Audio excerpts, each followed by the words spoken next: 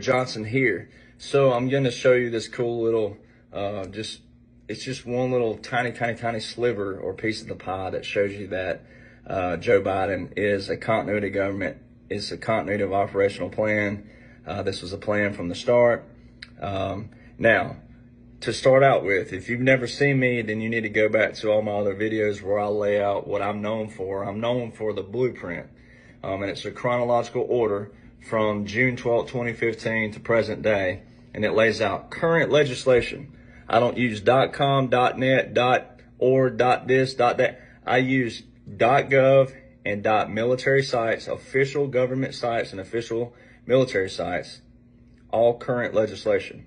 It's all current, meaning it's bipartisan passed as well. All right, so I teach people how you look at local government, state government, federal government, and then military laws and orders that are current and active. All right, so what separates me from everybody else out there? There are a lot of people that have subscriptions. They claim to get military intel. They claim to get all this intel. I'm showing you how you, the average everyday American out there, if you'll put in the initiative and you'll go to these sites that are actual .gov, .mil sites, they're official, it's bipartisan, this is where they publicize it.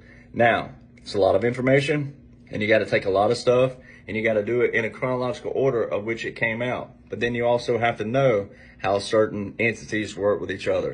So this is one little sliver, little tiny sliver to show you how Donald John Trump is legally your commander-in-chief, all right, and then how Joe Biden is a continuity government and a continuity of operational plan. All right, so you have to know, one, the Law of War Manual was reissued June 12, 2015. It is the Department of Defense's manual. So it's like a constitution, if you will, if you need a layman's kind of term to understand that.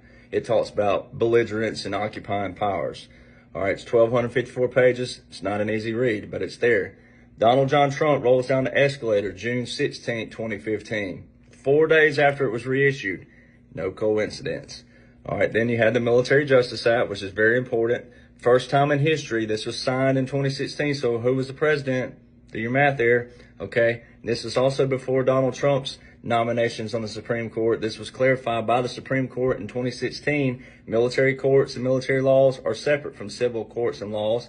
They separated president, commander-in-chief, and they separated commander-in-chief from the federal government. So basically, if you will, it's just what they did. They separated Article 2 from the Constitution from Article 3 of the Constitution. You don't have to like it, but that's what they did. That was signed and passed